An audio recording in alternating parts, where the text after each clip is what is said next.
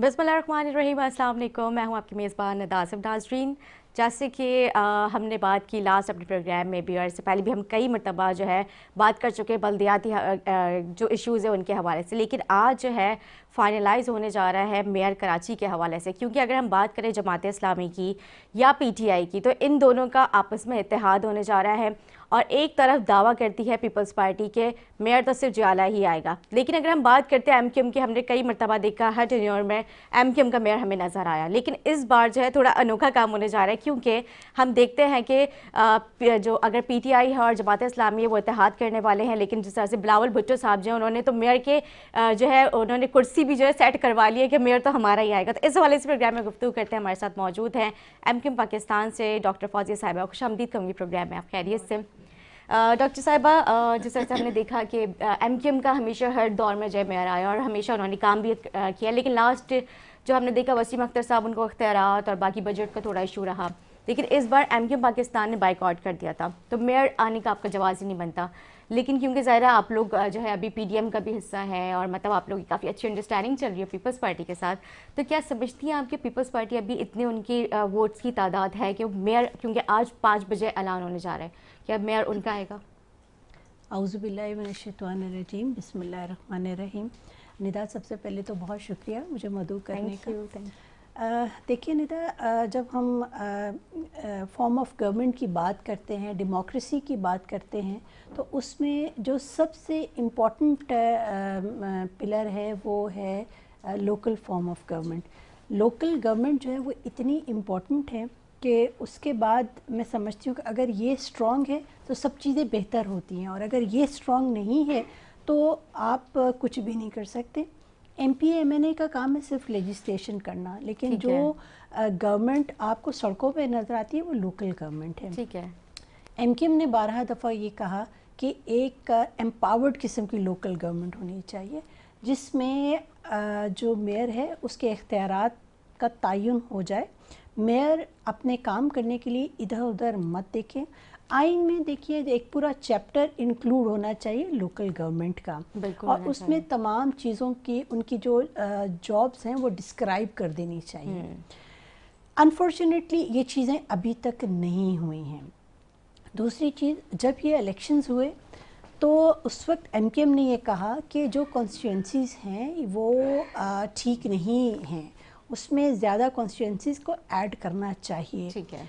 इन्होंने नहीं किया, हमने अपना एहतजाज जारी रखा, लेकिन चूँकि हमें सीट प्यारी नहीं है, हमें आवाम प्यारी है, आवाम के लिए काम करना है, इसलिए आप लोगों ने बाइकआउट तो हमने बाइकआउट किया कि ये चीज़ नहीं थे, मर्दमशुमारी प्रॉपर नहीं हुई हुई थी, मर्दमशुमारी नहीं हुई हुई थी। आपकी जो कॉन्स्टिट्यूंसीज़ हैं वो सही तरह से, वो जो यूसीज़ हैं वो कम गिनी हुई थी। बहुत सी यूसीज़ हमने 73 का कहा था, 50 समथिंग इन्होंने पीपल्स पार्टी ने फिर एग्री भी किया कि हाँ इनको इंक्लूड होना चाहिए। अब जब वो इंक्लूड हो गई हैं तो फिर मैं समझती हूँ कि इस इलेक्शन, ये तो नल वॉइड हो जाने चाहिए ना इलेक्शंस, और इन इलेक्शंस के बाद फ़ायदा क्या है? किसी का भी मेयर आ जाए, हम देखिए ज़ाती अगर मेरी अना है कि मेरी ही पार्टी का मेयर आ जाए, इससे कोई फ़ायदा नहीं होगा, आवाम का कोई फ़ायदा नहीं होगा।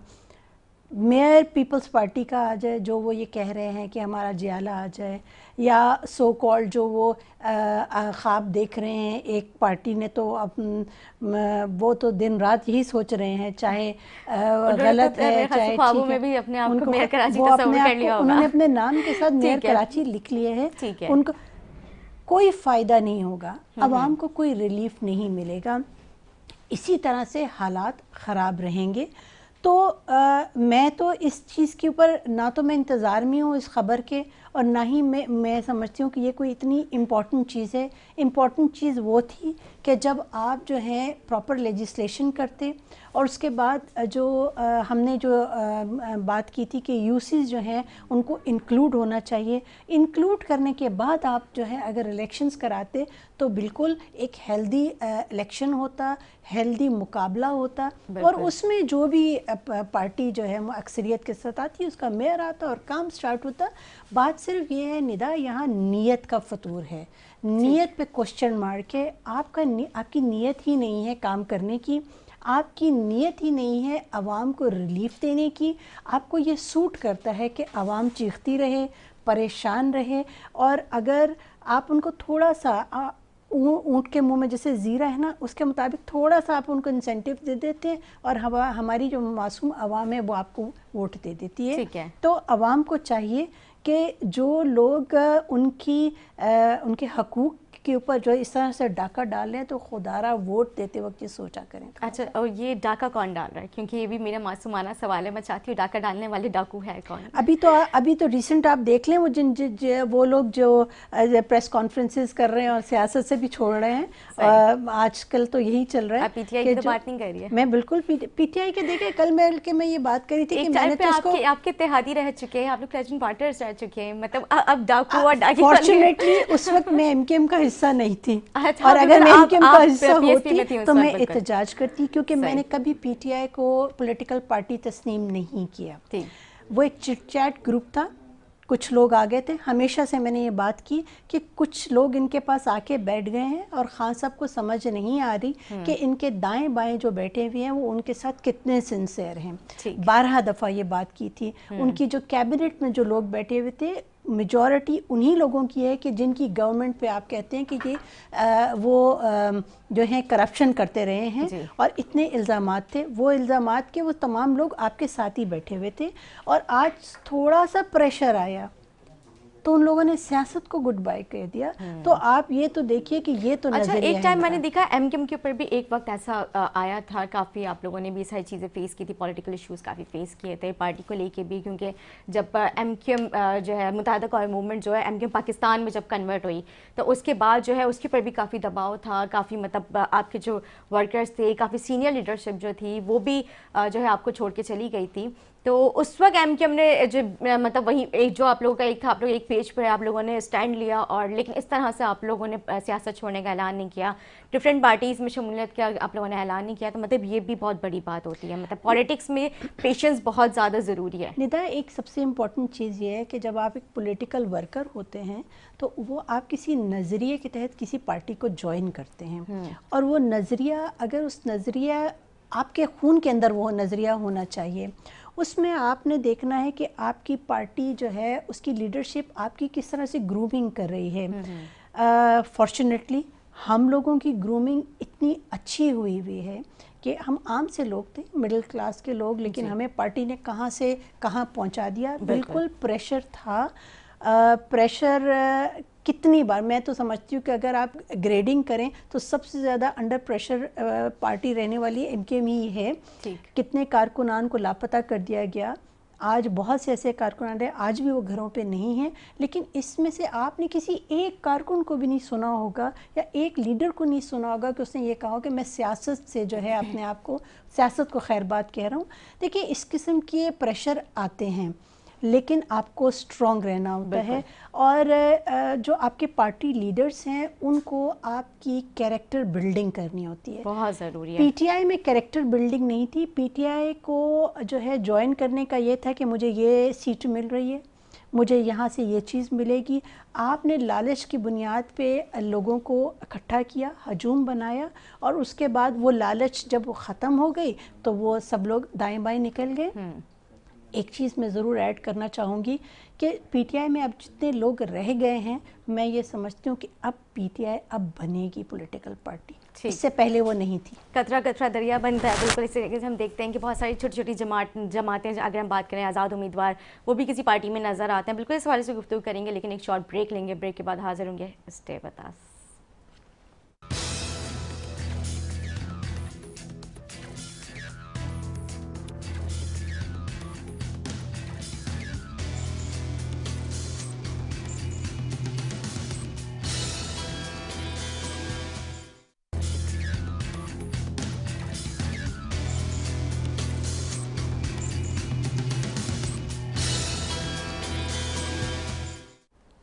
जी नाज़रीन, खुशामदीद। ब्रेक से पहले गुफ्तगू हुई थी कराची मेयर के हवाले से और मौजूदा सियासत में जो अभी कशमकश चलती हुई हमें नज़र आ रही है, इस हवाले से हम गुफ्तगू कर रहे थे। डॉक्टर फौजिया जो है हमारे साथ पहले से स्टूडियो से मौजूद है, और अभी हमें सेकंड गेस्ट ने भी ज्वाइन किया, हमारे साथ मौजूद हैं पीपल्स पार्टी से मोहम्मद आसिफ, मावन खुसूसी। खुशामदीद कहूँगी प्रोग्राम में। खैरियत से सर? सर बात हो रही है मेयर कराची के हवाले से, क्योंकि जिस तरह से हमने देखा बिलावल साहब ने तो पहले अनाउंसमेंट कर दिया मेयर जो है जियाला आएगा, और जमात इस्लामी और पीटीआई का इत्तेहाद होने जा रहा है मेयर के हवाले से, तो क्या आप समझते हैं कि मेयर जमात इस्लामी और पीटीआई का मुश्तरका आएगा या फिर पीपल्स पार्टी का? जी बिस्मिल्लाहिर्रहमानिर्रहीम। जैसे कि चेयरमैन बिलावल भुट्टो साहब ने कहा था कि मेयर इंशाल्लाह जियाला होगा, और जिस तरीके से कराची की अवाम ने पाकिस्तान पीपल्स पार्टी के उम्मीदवारों पे एतमाद करते हुए उन्हें लोकल गवर्नमेंट के जो इलेक्शन हुए थे उसमें कामयाबी दिलाई है, तो इंशाल्लाह ये बिल्कुल हकीकत बनती जा रही है बात, और इंशाल्लाह मेयर जियाला ही होगा। अच्छा। जमात इस्लामी के हमारे हाफिज़ नईमुर रहमान साहब जो है वो बातें तो अच्छी कर लेते हैं, खान साहब से भी जाके मिले हैं बनी गाला में, लेकिन उन्होंने खान साहब से ये नहीं पूछा कि 4 साल तक आपने कराची के लिए जो 1100 अरब का पैकेज देना था वो कहाँ गया, इनके यहाँ पे इतने MNAs थे, उन्होंने क्या डिलीवर किया। तो इस बहुत सी चीज़ें हैं, तो इंशाल्लाह मेयर कराची का जो आएगा वो जियाला आएगा। मतलब किन किन का नाम जो है मेयर कराची के लिए दिया गया है, कौन हो सकता है मेयर कराची के लिए? जी मुर्तज़ा वहाब साहब हैं, नजमी आलम साहब हैं, काफ़ी और हमारे सलमान अब्दुल्ला मुराद साहब हैं। अच्छा ठीक। 5-6 नाम हैं जो पार्टी उनको आज शाम तक इंशाल्लाह फाइनल हो जाएगा, और आज शाम तक उनका अनाउंस कर दिया जाएगा। अच्छा, मतलब जो खबरें गर्दिश करती हुई हमें नज़र आ रही हैं उसमें तो मतलब मुर्तज़ा वहाब साहब जो उनका नाम सर फहरिस्त नज़र आ रहा है हमें मेयर कराची के लिए। जी हाँ, मुर्तज़ा वहाब साहब का नाम सर फहरिस्त है, कानून साजी भी की गई है इस हवाले से, और वो फेवरेट भी है और कराची की आवाम को एक्सेप्टेबल भी है। फेवरेट पार्टी का या फिर आवाम का? आवाम का। आवाम का। आवाम में काफ़ी पजीराई है उनकी जी। मुर्तज़ा वहाब की, और पार्टी में भी है, और बैरिस्टर है, और एक अच्छे एनर्जेटिक नौजवान कह लें उन्हें जी। अच्छे एनर्जेटिक नौजवान, और इंशाल्लाह उन्होंने 16 महीने जो वो एडमिनिस्ट्रेटर कराची थे तो उन्होंने डिलीवर किया, और उसी के बिहाफ पे हमने सीटें जीती। ठीक।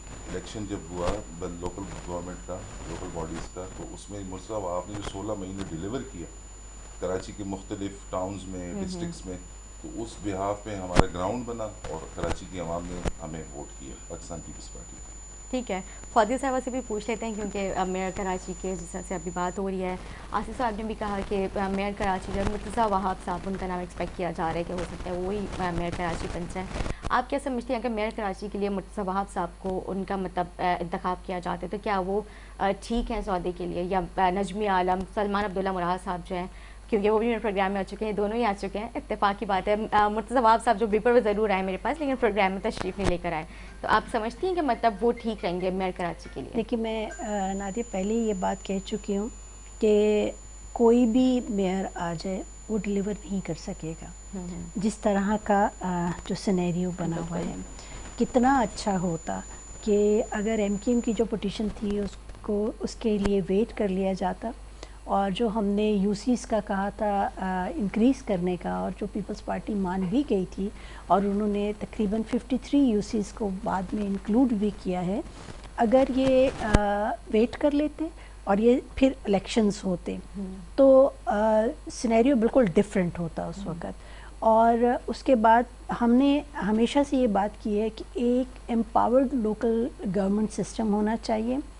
हमारे यहाँ ये है कि जो मेन चीज़ है, जो NFC अवार्ड है, NFC अवार्ड तो आपको मिल जाता है सूबों को, लेकिन PFC अवार्ड का कोई फार्मूला नहीं, उसका तयन नहीं किया गया किस तरह से सूबे में जो आएगा, जो वज़ीर आला के पास जो फंड्स आते हैं वो किस तरह से नीचे UC लेवल तक जाएंगे, इसका फार्मूला अभी तक नहीं बना हुआ।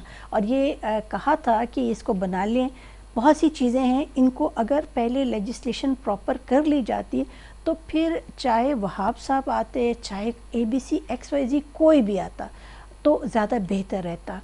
मैं समझती हूँ कि डिफरेंट पॉलिटिकल पार्टीज़ को बिल्कुल जो है उनको उनकी टर्न मिलनी चाहिए, लेकिन काम जो है उसमें फोकस आपकी आवाम होनी चाहिए। आवाम को अगर रिलीफ मिल रहा है तो कोई भी आए, और फिर उसके बाद जब आपने डिलीवर कर दिया है तो नेक्स्ट इलेक्शन में फिर उस पार्टी के आने के चांसेस ज़्यादा होते हैं। हम लोगों ने ज़्यादा ये कर लिया है कि हमने इज्तमाहियत को छोड़ के इनफरादियत पे आ गए हैं, और हम कहते हैं कि मेरी पार्टी ही काम करेगी, चाहे वो गलत कर रही है चाहे वो ठीक कर रही है, मेरी ही पार्टी। जैसे कि हमने पीटीआई को देखा कि पीटीआई वालों से अगर हम कोई बात करना भी चाहते थे तो they were not ready to listen. वो ये है कि उनको एक जो टाइप हुआ जो भी उनको मिल जाता था लेटर, वो उसी पे मनोवन आंखें बंद करके काम कर रहे थे। आज देखिए उसका क्या हाल है। नुकसान किसका हुआ है? नुकसान अवाम का हुआ है, नुकसान पाकिस्तान का हुआ है। 4 साल जो उन्होंने यहाँ जो हालात ख़राब करके गए हैं उसको हम भुगत रहे हैं ना उसको। वो तो आराम से सियासत से खैरबाद करके निकल गए, इससे कोई लेना देना नहीं है। तो आपने इतना नुकसान, इतना टाइम वेस्ट, इतना मईशत को नुकसान देके गए हैं और उसके बाद अब कोई मसला ही नहीं। हाँ, पीपल्स पार्टी की अगर हम बात करते हैं तो पीपल्स पार्टी में देखिए बहुत सीनियर लोग मौजूद हैं। मुझे नहीं समझ आई कि ये वेट अगर कर लेते तो इसमें क्या इतना इनको क्या परेशानी क्या थी। या तो इनको एमकेएम से इतना ख़तरा था कि उन्होंने इलेक्शंस करा दिए, पहले इलेक्शन, और हम लोगों ने हमने उस पर फिर जो है बिल्कुल बाइकआउट किया। करा लेते सब इलेक्शन में पार्टिसिपेट करते तो मेरा ख्याल में एक अच्छा आता। और अभी भी मेरी अगर तो मुर्तज़ा वहाब साहब आ जाते हैं तो मेरी बेस्ट विशेस है उनके लिए कि वो कराची के लिए काम करें, क्योंकि कराची के लिए तो आज तक किसी ने काम नहीं किया। हाँ, कराची के ने सबके लिए काम किया है। कराची ने सबको पाला है। आसिफ खान साहब ने कहा कि मुर्तज़ा वहाब क्योंकि वो फेवरेट भी हैं, आवाम की भी फेवरेट है, यकीन पार्टी की भी फेवरेट होंगे, इसलिए उनका नाम सरफ़हरिस्त नज़र आ रहा है, जो खबरें गर्दिश कर रही हैं। तो जिस तरह से आपने अभी जिक्र किया कि मतलब बजट का, लेजिस्लेशन का, बाकी दीगर इश्यूज़ पे अभी आपने गुफ्तगू की, क्योंकि ज़ाहिर फेवरेटिज़म अगर कहीं आ जाता है तो आप समझते हैं कि बजट भी उनको हो सकता है दे दे, क्योंकि वज़ीर आला तो नहीं कही है। देखिए, एक चीज़ मैं अपने भाई को ज़रूर, मैं उनकी बहुत रिस्पेक्ट करती हूँ, लेकिन मैं एक बात उनको ज़रूर कहूँ कि वहाब साहब जब एडमिनिस्ट्रेटर आए थे तो वो पूरा जो फोर्स थी वो पीपल्स पार्टी की ही यूज़ हो रही थी, पार्टी की ही यूज़ हो रही थी।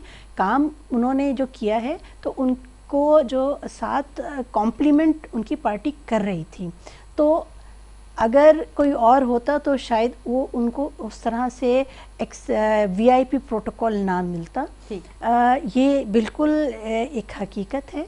लेकिन इसके बावजूद भी मैं इन तमाम चीज़ों से मुबर्रा होकर बात करूँगी कि अगर वो आ जाते हैं तो अगर वो कराची के लिए डिलीवर करते हैं तो हम बिल्कुल वेलकम करते हैं। लेकिन वो 53 यूसीज जिनको इन्होंने माना है उसका क्या होगा, ये एक सवालिया निशान है। आसिफ साहब, डॉक्टर साहबा की बातें अच्छी हैं, मैं इससे मुत्तफिक हूँ। डॉक्टर साहबा गिला कर रही है कि पीपल्स पार्टी ने इलेक्शन क्यों करा दिया। पीपल्स पार्टी इलेक्शन नहीं कराने जा रही थी, पीपल्स पार्टी यही डीलिमिटेशन पे बात कर रही थी। लेकिन कोर्ट की तरफ से इतना प्रेशर था, जजेस की तरफ से इतना प्रेशर था कि लोकल बॉडीज़ के इलेक्शन कराए जाए। अभी भी पाकिस्तान पीपल्स पार्टी और मुत्तहिदा कौमी मूवमेंट पाकिस्तान एक पेज पे मरदमशुमारी के हवाले से जो मरदमशुमारी की गई है उस पर काफ़ी तहफ़्फ़ुज़ात है। 2-4 दिन पहले प्राइम मिनिस्टर आए थे, वज़ीर आला साहब भी थे, उसमें चेयरमैन बिलावल भुट्टो साहब भी थे और हमारे गवर्नर भी थे टस्टर साहब। उसमें ये सारी बातें डिस्कस की गई है कि हमें बहुत ज़्यादा तहफ़्फ़ुज़ात है। लोकल गवर्नमेंट के इलेक्शन भी सिंध गवर्नमेंट ये चाह रही थी कि हम जितने स्टेक होल्डर्स, मुत्तहिदा कौमी मूवमेंट एक हकीकत है कराची की, इन सब के साथ बैठ के किया जाए। लेकिन जमात इस्लामी या दीगर जमातें जो थी, अली जैदी साहब अगर आपको याद हो, हर दूसरे दिन कोर्ट पहुंच जाते थे, इलेक्शन कराया जाए, इलेक्शन कराए। उसके बाद जो यूनियन काउंसिल्स जो कमिटमेंट की थी या जो हकीकत है कराची की, यूनियन काउंसिल की तादाद बढ़ाई गई, जो 53 यूनियन काउंसिल आ गई है और इस वक्त कराची KMC के उसमें। तो ये पाकिस्तान पीपल्स पार्टी ने ये चीज़ें मानी है कि जो स्टेक होल्डर्स हैं वो ठीक कह रहे हैं। तो पीपल्स पार्टी तो ये चाह रही है, वो तो जमहूरियत पे यकीन रखती है, लेकिन कोर्ट की तरफ से इतना ज़्यादा प्रेशर था। पहले 3 महीने के लिए इलेक्शन पोस्टपोन्ड हुआ, फिर 3 महीने के लिए इलेक्शन पोस्टपोन्ड हुआ, फिर 9 महीने बाद इलेक्शन हुआ है। यानी कि कैंपेन हम इलेक्शन के कैंपेन में थे, इस तरह का इलेक्शन हमने नहीं देखा जो ये लोकल बॉडीज़ का इलेक्शन हुआ। बिल्कुल ठीक है। अच्छा आसिफ साहब, क्योंकि अभी फौजी साहिबा ने गुफ्तगू की तो उनसे भी जो मैं सवालात करी थे आपको सुन रहे थे, क्योंकि मेयर कराची अगर इख्तियारात के बगैर आता है, बाख्तियार मेयर नहीं आ पाता, तो मतलब आप लोग किस तरह से, अगर मुर्तज़ा वहाब साहब आ जाते हैं तो किस तरह से कराची को उस तरह से डिलीवर कर पाएंगे जो आवाम की ज़रूरियात है? देखिए जी, चेयरमैन बिलावल भुट्टो साहब की स्पीच अभी आपने शायद देखी होगी, सुनी होगी, उन्होंने कहा था कि मेयर इख्तियारात के साथ आएगा। कैसे? उसके बाद तमाम इख्तियारात होंगे, पुलिस के, वाटर बोर्ड के, जितने भी हमारे महकमे हैं एडमिनिस्ट्रेशन के, ये सारे इख्तियारात उनके पास होंगे, टैक्सेस के इख्तियारात उनके पास होंगे। जो कानून में है, जो हमारे लोकल गवर्नमेंट के जो एक्ट है उसके मुताबिक, तो इंशाल्लाह आपको चेंज नज़र आएगा, इंशाल्लाह चेंज नज़र आएगा। और हम अपने एहतियादियों को सबको साथ लेके अच्छा, चलेंगे। जो इख्तियारात जो है एमके पाकिस्तान मांग रही थी, वही इख्तियारात के साथ जो है मेयर कराची मुर्तज़ा वहाब जो है वो इख्तियारात के साथ आएंगे? बिल्कुल वही, उन्हीं इख्तियारात के साथ आएंगे। और कोशिश ये तो होगी, फिर क्या चेंजेस की जाएंगी इसमें, Legislation। लेजिस्लेशन की जाएगी इसमें? हो रही है, हो भी गई है और हो भी रही है। ठीक है, फासिया साहिबा क्या कहेंगे? फिर मैं बीपर पे जाऊंगी, जमात इस्लामी से भी नजीब अयूब भी हमारे साथ लाइन पे मौजूद है। देखिए, मैं तो ये चाहूँगी कि कुछ ऐसा मिरेकल हो जाए कि जिससे हमारी कराची की आवाम के जो ज़ख्म हैं उन पे मरहम रखा जाए। जो बात बिल्कुल, और दूसरी एक जो सबसे इम्पॉर्टेंट चीज़ है, जो मेरे भाई अभी बात कर रहे थे, उसमें मैं आपको तो सबसे इम्पॉर्टेंट चीज़ ये है कि आपके आइन ने डिफरेंट, आपके जो शोबे हैं, डिफरेंट जो डिपार्टमेंट्स हैं, उनकी डोमेन को बता दिया गया है। और ये कितना अच्छा हो कि हर शोबा अपने डोमेन में रह के काम करे। अगर ये अपने डोमेन से बाहर निकलते हैं तो फिर इस किस्म के फैसले भी होते हैं। अच्छा, क्योंकि लेजिस्लेशन की बात हो रही है, ये लेजिस्लेशन उस वक्त क्यों नहीं जब एमके पाकिस्तान मुतालबा कर रही थी? जी देखिए, ये बात ये इसी बात का तो रोना है कि हमने ये बात की थी कि एम्पावर्ड किस्म की लोकल गवर्नमेंट सिस्टम हो। जब हम एमकेएम का हिस्सा नहीं थे, बीच में 7 इयर्स हम नहीं थे, उस वक्त हमने एक प्रॉपर मुसव्वदा बना के पीपल्स पार्टी की गवर्नमेंट के साथ डिस्कस किया था, और तकरीबन 80% हमारी जो पॉइंट्स थे उस पर पीपल्स पार्टी ने एग्री भी कर लिया था। एक हमारा कमेटी बन गई थी जो लोग डिस्कस कर रहे थे, उस पर काफ़ी सारी चीज़ों पे, जैसे ये पीएफसी अवार्ड का और जो चैप्टर इंक्लूड करना है आइन में लोकल गवर्नमेंट का, इस तमाम चीज़ों पे जो है वो हो गई थी बात। अब अगर ये बात कह रहे हैं कि ये बिलावल साहब ये बात कह रहे हैं, तो हो सकता है कि लेजिस्लेशन जो है वो मेरे बिल्कुल नॉलेज में नहीं है ये बात, कि अगर तो लेजिस्लेशन हो गई है तो बहुत अच्छी बात है, और अगर नहीं हुई तो हो जानी चाहिए, ताकि अगर आपका मेयर आता है तो एक एम्पावर्ड मेयर आए, ताकि फिर कराची, देखिए कराची एक ऐसी चीज़ है कि जब ये आपका इकॉनमी का हब है, अगर ये स्टेबल हो जाएगा तो आपका पूरा मुल्क स्टेबल हो जाता है। पूरी कराची में पूरे सूबों से लोग आते हैं यहाँ रोज़ी रोटी कमाने के लिए। तो अगर हम इसको स्टेबल कर देते हैं तो सब चीज़ें बेहतर हो जाएंगी। तो बिल्कुल अगर लेजिस्लेशन हो रही है तो अच्छी बात है, और अगर नहीं हुई तो हो जानी चाहिए। ठीक है, ये जो लेजिस्लेशन है आसिफ साहब, ये सिर्फ पीपल्स पार्टी के मेयर के लिए या फिर सभी के लिए होगी? नहीं, पीपल्स पार्टी के मेयर के लिए नहीं, ये सब के लिए। इसमें हमारे तकरीबन कोई 13 टाउन पीपल्स पार्टी बनाने जा रही है, बाकी टाउन तो जमात इस्लामी के पास है। ठीक है, उनके पास भी वही इख्तियारात होंगे। उनके जो टाउन चेयरमैन आएगा, तो जो इख्तियारात पाकिस्तान पीपल्स पार्टी के टाउन चेयरमैन के पास होंगे, यूनियन काउंसिल को जो फंड मिलेगा इसी तरीके से उनको भी मिलेगा। तो ये सबके लिए है। और अब हमें देखें ना, मैं आगे देखना चाहिए। जैसे डॉक्टर साहबा कह रही है कि कराची ने बहुत सर्वाइव किया है, और अब और मुतहम्मिल नहीं हो सकता। और कराची को अगर हम बना ले और कराची बन जाए, हम सब मिल के बना ले, तो इंशाल्लाह IMF को भी खैराबाद कह देंगे। हमें IMF की भी जरूरत नहीं होगी। मुझे शिद्दत से इंतजार है उस दौर का, अल्लाह करे जल्द अज जल्द ये मामला हो जाए, ताकि हमारा मुल्क जो है वो टैक्स फ्री तो हो जाए। बिल्कुल नहीं, हमारे साथ टेलीफोन लाइन पर मौजूद है Jamaat Islami public add committee से नजीब अयूबी साहब। सर, क्योंकि जिस तरह से मेयर कराची के हवाले से आज प्रोग्राम में गुफ्तगू हो रही है, मैं आपसे भी इसी हवाले से गुफ्तगू करूँगी, क्योंकि हाफिज़ नईमुर रहमान साहब जो हैं उन्होंने PTI के चेयरमैन इमरान खान साहब से भी जाके मुलाकात की है, मेयर कराची के हवाले से इत्तेहाद करने जा रहे हैं। आप क्या कहेंगे इस मीटिंग के बारे में? जी नजीब साहब, को मेरी आवाज़ आ रही है? नजीब भाई मेरे हमारे शायद रब्ता नहीं हो पा रहा है उनसे। मैं आपके से कंटिन्यू करती हूँ क्योंकि फौजिया साहिबा जो अभी बात कर रही थी इख्तियारात के हवाले से कि अगर अच्छा लेजिस्लेशन हो गई या फिर अभी होने जा रही है। लेजिस्लेशन हो गई है, बाकी जो कानून साजी रहती है वो भी हो जाएगी। और मुर्तज़ा वहाब अक्सर कहता है कि अब हमने आगे देखना है और आगे देख के हमने मिलके चलना है और सब मिलके चलेंगे और एक दूसरे की टांग नहीं खींचेंगे और अपनी आवाम को डिलीवर करके दिखाएंगे इंशाल्लाह। ठीक है, सही है। अच्छा, नज़मी आलम भी अच्छा काम कर रहे हैं तो उनको क्यों नहीं मौका, क्योंकि वो भी अगर देखा जाए तो वो भी एक सीनियर पॉलिटिशियन तो हैं। पार्टी का फैसला है, पार्टी की हमारी जो है सेंट्रल एग्जीक्यूटिव कमेटी है उनका फैसला है, चेयरमैन का फैसला है और पार्टी की क़यादत जो चाहेगी वो बेहतर फैसला कर। अच्छा, अभी फैसला हो चुका है या अभी फैसला महफूज होना रहता है? नहीं, फैसला अभी आज शाम तक शायद होगा, अभी तक हुआ नहीं है, आज शाम तक हो जाएगा। और उसमें जो हमारे टाउन्स के चेयरमैन हैं उनके भी नाम अनाउंस कर दिए जाएंगे और मेयर कराची और डिप्टी मेयर कराची जो है वो उन्हें भी अनाउंस कर दिया जाएगा। अच्छा फौजी साहब, क्योंकि हर बार हमने देखा है मेयर जो है MKM पाकिस्तान का है, तो इस बार आप लोगों को कुछ अलग अलग सा फील नहीं हो रहा है कि मेयर जो किसी और जमात का हम बनते हुए देख रहे हैं? नहीं, हमें बिल्कुल अलग फील नहीं हो रहा। बस मुझे ये है कि अगर इलेक्शंस प्लान होते तो बिल्कुल हम लोग पार्टिसिपेट करते और फिर जो है मुकाबला होता, जिसको कहते हैं ना असल में मुकाबला फिर होता। लेकिन अनफॉर्चुनेटली चीज़ें इतनी कॉम्प्लिकेटेड हो गई और उसमें जो टॉप पे जो है वो वही बात के जो अली जैदी साहब जो मेरे ख्याल में खैर बात कह चुके हैं इसको, इन लोगों ने इतनी इमेच्योर पॉलिटिक्स की है जिसका अब खमियाजा पता नहीं कितने अरसे तक हमें भुगतना पड़ेगा। फेडरेशन में भी और सूबों में भी हमें ये भुगतना पड़ेगा। लेकिन बिल्कुल मेरे ख्याल में हमें लेट्स मूव फॉरवर्ड, आगे चलना चाहिए।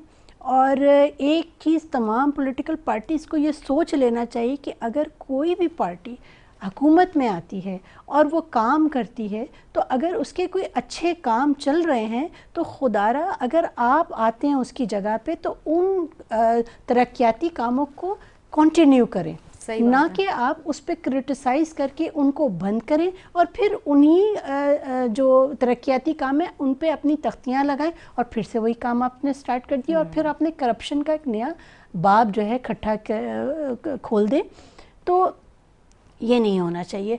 अब हमने बहुत कुछ खो दिया है, हमारी जो है बिल्कुल डेमोक्रेसी जो है उसको स्ट्रॉन्ग होना चाहिए, उसमें कोई भी ABC XYZ कोई भी इंसान आ जाए, लेकिन हमारी डेमोक्रेसी जो है वो स्ट्रॉन्ग होनी चाहिए और हर काम आवाम के लिए होना चाहिए। आपको long term policies, short term policies पे काम करना चाहिए और देखें कि किस तरह से हम इस मुल्क को बेहतर बना सकते हैं, इसकी इकॉनमी को किस तरह से हम बेहतर बना सकते हैं। आपकी जो 54% यूथ है उसको किस तरह से उसकी जो उनकी जो क्वालिटीज़ हैं उनको आप यूटिलाइज़ करें। आपकी ख़वातीन 52% तो आपके पास ख़वातीन बैठी हुई हैं, ख़वातीन को आप किस तरह से एम्पावर कर सकते हैं।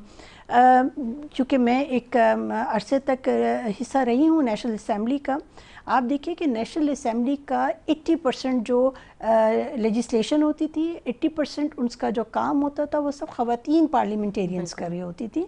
तो बिल्कुल इनको एम्पावर करें, चीज़ें आप कॉटेज इंडस्ट्री को फ़रोग़ दें, छोटे छोटे ये काम जब आप स्टार्ट करेंगे, टूरिज़म को आप फ़रोग़ दें। टूरिज़म को तो हम इसलिए फ़रोग़ नहीं दे सकते कि आए दिन हमारे यहाँ जो जिस किस्म की टेररिस्ट एक्टिविटी स्टार्ट हो जाती हैं, लेकिन कॉटेज इंडस्ट्री को अगर आप फ़रोग़ देते हैं उससे आपके बच्चे जो हैं उनको रोज़गार भी मिलेगा और आपके जो घर में बैठे हुए लोग हैं वो बजाय ये कि कोई खाली दिमाग शैतान का घर, उससे बेहतर है कि वो कोई काम करें। आप टेक्निकल एजुकेशन उसको फ़रोग़ दें ताकि आपके पास हुनर हो। कितने बच्चे ऐसे हैं जो कि इतने टैलेंटेड हैं, जो कि पाकिस्तान में हैं, टैलेंटेड हैं, वो बाहर जाना चाहते हैं, जा नहीं सकते क्योंकि उनके पास कोई सर्टिफिकेट ही मौजूद नहीं है। तो ये चीज़ें हम करें। हम स्टूडेंट एक्सचेंज प्रोग्राम पे एक ज़माने में बहुत काम होता था, अब नहीं हो रहा। स्टूडेंट एक्सचेंज प्रोग्राम पे हम काम करें और देखिए 18वीं तरमीम पे के बाद जो है सूबे खुद मुख्तार हो गए।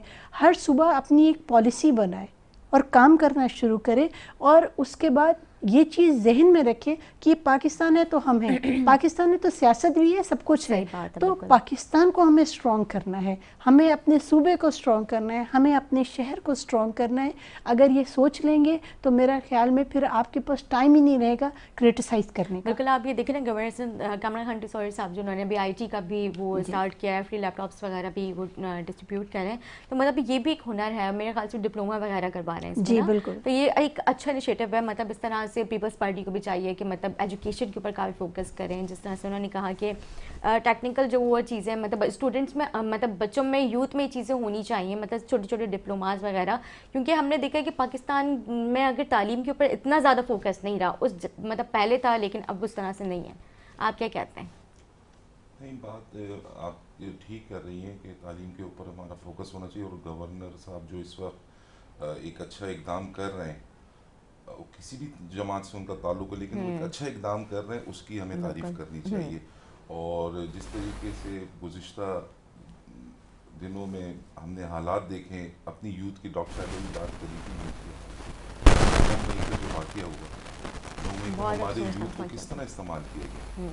सोशल मीडिया के ज़रिए हमारे यूथ को ये कहा गया कि जला दो, आग लगा दो। अगर यही चीज़ बिलावल हाउस की जानिब से ये अनाउंसमेंट की गई होती या भादराबाद की जानिब से ये अनाउंसमेंट की गई होती तो क्या हाल हुआ होता। आज भी ज़मान पार्क में हमारे खान साहब आराम से बैठे हैं, शेख रशीद साहब की आप स्पीचेस देख लें उठा के कि जला दो, गिरा दो, बिजली के बिल, गैस के बिल को, रियासत की चीज़ को वो आग लगा रहे हैं और आवाम को क्या तरबियत दे रहे हैं। तो ये तरबियत अगर अच्छी हुई होती तो 9 मई के वाक़यात ना होते हैं। वो काम जो TTP ना कर सकी, जो हमारे मुखालिफ जो है इंडिया या कोई और मुल्क है वो ना कर सका, वो खान साहब ने हमारी यूथ से करा दिया। तो हमारी की गई मतलब पाक फौज के बारे में किस तरह के नाज़िबा अल्फाज अदा किए गए। मतलब मुझे तो बोलते हुए अफसोस होता है कि जिन लोगों का, जिन शोहदाओं का खून इस मिट्टी में शामिल है, हमारी पाक फौज के नौजवानों का, मतलब उनकी भी हुर्मती करें। इतनी हिम्मत, इतनी जुर्रत कहाँ से आ रही है? मैं आपको यहाँ इंटरप्ट करूँगा। मेरा ताल्लुक KPK से, ठीक है, लेकिन बाई बर्थ में कराची का हूँ। 1943 में मेरे दादा आए थे कराची। कर्नल शेर खान का नाम सुना होगा आपने, सवाबी से उनका ताल्लुक है, नवा किले से। उनका मुजस्मा लगा हुआ था और इंडियन के एक आर्मी के ऑफिसर्स ने पाकिस्तान से रिक्वेस्ट की थी कि ये आखिरी गोली तक लड़ रहा था और इसे निशान हैदर दिया जाए। पाकिस्तान गवर्नमेंट ने उसे निशान हैदर दिया, उसका मुजस्मा लगा हुआ था। उसके मुजस्मे को उठा के नौजवान पाकिस्तान की यूथ, जिनकी तरबियत खान साहब ने जलाओ घेराव से शुरू की थी, वो लेके नौजवान घूम रहे। तो नौजवानों को कुछ पता नहीं था कि हम क्या कर रहे हैं, लेकिन उनकी तरबियत इस तरह की गई थी। आज अगर नौजवानों को लैपटॉप दिए जा रहे हैं, नौजवानों को पढ़ाया जा रहा है, सोशल मीडिया को पॉजिटिव लिया जा रहा है, नेगेटिविटी जो दिखाई गई है गुज़िश्ता 8 साल सोशल मीडिया पे, जो एक खान साहब की तवस्सुस से एक हजूम सा बना हुआ था, वो ख़त्म हो जाएगा तो इंशाल्लाह सब चीज़ें ठीक हो जाएगी। मैं यहाँ एक चीज़ ऐड करना चाहूँगी कि देखिए, ये जो वाक़या पेश आया है, इससे हमें सबक सीखना चाहिए। हमारा जो एजुकेशन सिस्टम है उसमें जो हमें माशरती उलूम पढ़ाया जाता है वो वाला है जो शायद मैं जो पढ़ रही हूँ वो मेरी बेटी ने भी वही पढ़ा है। पाकिस्तान स्टडीज़ जिसको कहते हैं, या सोशल स्टडीज़ जो है, ये इनको हमें चेंज करना पड़ेगा, हमें वक्त के साथ चलना पड़ेगा, हमें बताना पड़ेगा कि हमारे ये जो पाकिस्तान है ये हमें ट्रे में नहीं मिला। बिल्कुल सही बात है। कितने लोगों की जानों का नजराना उन्होंने पेश किया। उसके बाद हमारी जो पाक फौज के जो जवान हैं उन्होंने किस तरह से अपनी जानों का नजराना पेश किया। कर्नल शेर साहब की मैं बात जो है उनकी, देखिए उन्होंने 5 दिन तक कुछ खाया नहीं था और वो इस मुल्क के लिए लड़ रहे थे। जिस बच्चे ने ये काम किया है उसको आप पाकिस्तान की हिस्ट्री का ही नहीं पता, नहीं तो उसके हाथ कांपते हैं। सही बात है। तो जिसने ये काम किया है, मैं उस बाप की बेटी हूँ जिसने 65 की जंग भी लड़ी है, जिसने 71 की जंग भी लड़ी है। तो मैं तो उस दिन रो रही थी जब ये वाक़या पेश आया कि आपके हाथ नहीं कांप रहे, आप कैसे कर रहे हैं काम। वो जवान जब आप सोए हुए होते हैं घरों में, वो आपकी सरहदों की हिफाजत कर रहे होते हैं। मुझे लग रहा है अभी भी आपकी आंखों में आंसू, मुझे तकलीफ हो रही है, मुझे बहुत नजर आ रही है। आई वाज सो अनहैप्पी, मैं इतनी दुखी हुई कि कैसे कर दिया। और आपने अपनी नौजवान नस्ल को बजाय ये कि प्राउड फील करते हैं, आपने उनको बिल्कुल ही एक रॉन्ग ट्रैक पे चला दिया। मैं आपके चैनल के तवज्जुह से ये बात बिल्कुल कहूँगी कि अगर पीटीआई का यही वतीरा रहा तो इस पर पाबंदी लगनी चाहिए। अगर वो हमारे नौजवानों को इस तरह से बेराह रवी की तरफ लेके जा रहे हैं तो बिल्कुल उन पर पाबंदी लगनी चाहिए। और ये जिन जिन लोगों ने ये बात कही कि हम दोबारा सियासत में नहीं आएंगे, तो रिकॉर्ड रखें कि नेक्स्ट टाइम अगर ये टेररिस्ट किसी और पॉलिटिकल पार्टी में जाएं तो प्लीज़ आप अपने लोगों को, अपनी पार्टी लीडर्स को कहें कि इन टेररिस्ट को आपने अपनी पार्टी में नहीं आने देना। बिल्कुल बिल्कुल ठीक है। आप और बहुत खूबसूरत बात की कि इस तरह के टेररिस्ट की पुष्टपनाही करना फिर मतलब नाकाबिले कबूल होगा, नाकाबिले मतलब वो होगी। बिल्कुल ठीक कहा आपने। आसिफ साहब आपके फौजी साहिबा तो गमगीदा मुझे नज़र आई इस वाक़े को लेकर। वाकई मेरे ख्याल से ये जो 9 मई का एक वाक़या था, इंतहाई अफसोसनाक वाक़या था। मतलब जो समझदार लोग हैं जिन्होंने पाकिस्तान के लिए कुर्बानियाँ देखी हैं, हम इन पर कितने प्रोग्राम्स करते हैं पाकिस्तान के हवाले से। मतलब पाकिस्तान ने कुर्बानियाँ दे के, पाकिस्तान के अवाम ने कुर्बानियाँ दे के ये खूबसूरत मुल्क हासिल किया था, आज़ादी हासिल की थी। और अपने आज़ाद मुल्क में अपने ही लोगों के साथ इस तरह से अपने शहदाओं की बेरुमती करना बहुत अफसोस की बात है। मुझे आप भी बहुत ज़्यादा मतलब दुखी अफसोस में नज़र आ रहे हैं। हर पाकिस्तानी दुखी है। मेजर अजीज़ भट्टी की कुर्बानियाँ हैं, उसके मुजस्मे को नहीं छोड़ा गया। MM आलम का जहाज़ जिसने इंडिया के जहाज़ गिरा दिए थे 5 मिनट में, उसके जहाज़ को हम अपने हाथों से जला रहे।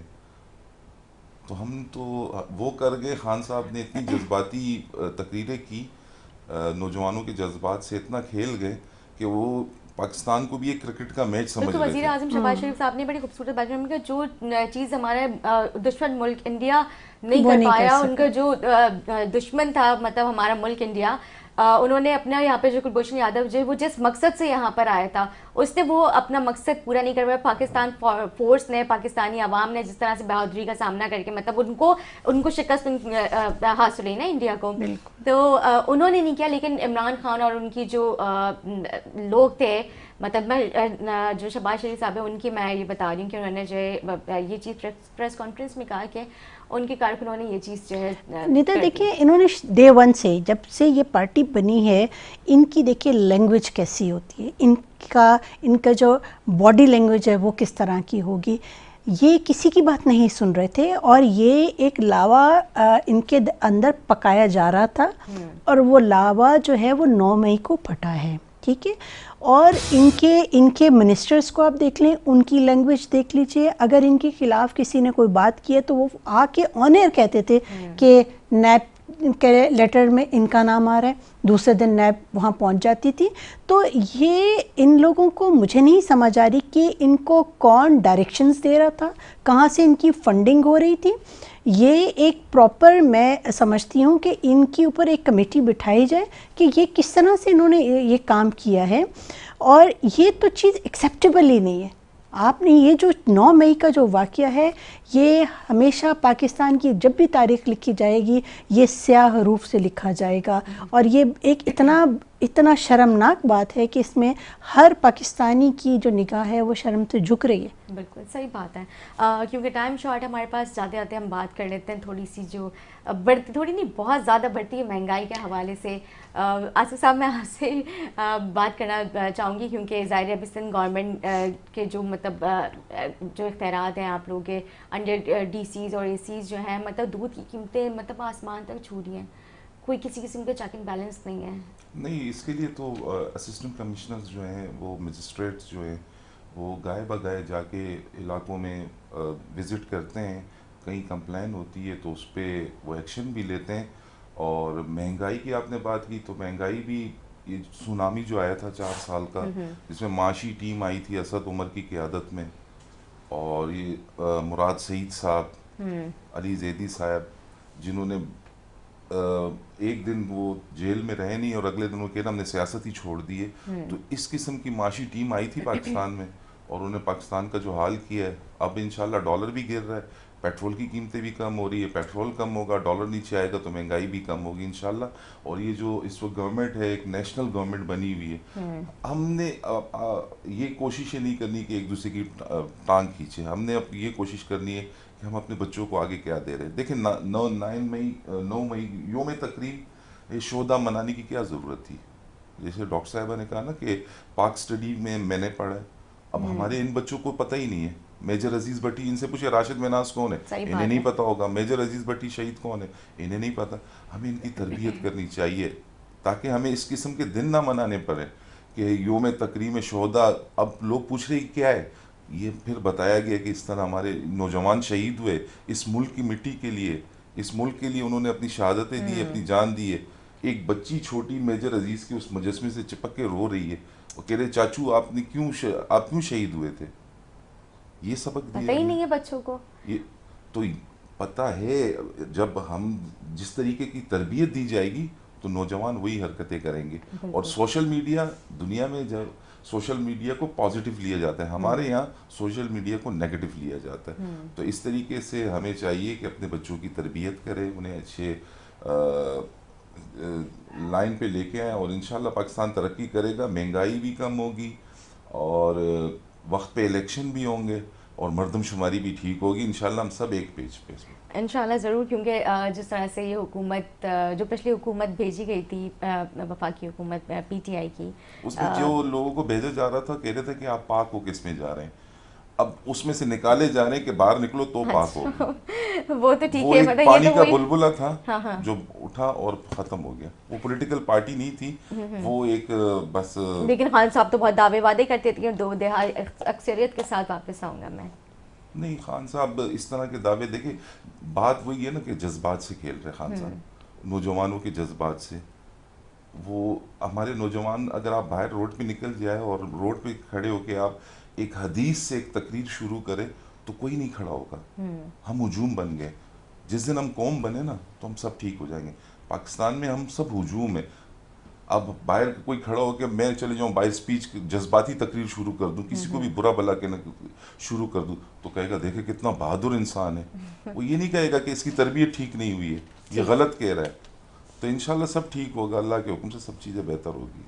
ठीक है फौजी साहब, आप महंगाई के हवाले से क्या कहेंगे? क्योंकि देखिए, बच्चों महंगाई ने आवाम की कमर तोड़ दी है। बिल्कुल इसमें देखिए कोई शक नहीं है कि महंगाई बिल्कुल इसने कमर तोड़ दी है एक मिडिल क्लास और लोअर मिडिल क्लास की। लेकिन एक चीज़ है कि इंटरनेशनली जो है कीमतें बढ़ती जा रही हैं। गवर्नमेंट कोशिश कर रही है जिस तरह की चीज़ें जो उनको मिली हैं, लेकिन उसके दरमियान उनके पास कोई प्लेइंग फील्ड नहीं है, लेकिन स्टिल डॉलर को नीचे लेके आए हैं। पेट्रोल की कीमत थोड़ी कम हुई है, तो इससे बेहतरी आएगी, बहुत ज़्यादा बेहतरी नहीं आएगी, बेहतरी आएगी। और मैं समझती हूँ कि स्लोली एंड स्टेडली चीज़ें बेहतर होना शुरू होंगी। और जो सबसे इम्पोर्टेंट चीज़ के टाइम पे इलेक्शंस हो, आपकी प्रॉपर लेजिस्लेशन हो और उस पर इम्प्लीमेंटेशन हो। तमाम इदारे अपने डोमेन में रह के काम करें, किसी को सो मोटो एक्शन लेने की ज़रूरत ना हो। आप अपना काम करें और जितने भी सियासतदान हैं खुदारा पहले अपनी पर्सनालिटी ग्रूमिंग कर लें और उसके बाद आएँ। बिल्कुल ठीक है ना। अच्छा, आपने कहा कि डॉलर भी कम होगा, महंगाई भी कम होगी, लेकिन अगर हम बात करते हैं जो ममलिकत बराए ख़जाना आयशा गौसी साहिबा जो है उन्होंने कहा टैक्स फ्री वफाकी बजट देना नामुमकिन है और महंगाई बहुत बड़ा चैलेंज बन चुका है। देखिए ये बात बिल्कुल ठीक है। इनको ये चाहिए कि बजट में डायरेक्ट टैक्सेस जो हैं वो लगाएं, इनडायरेक्ट टैक्सेस जो हैं वो कम करें।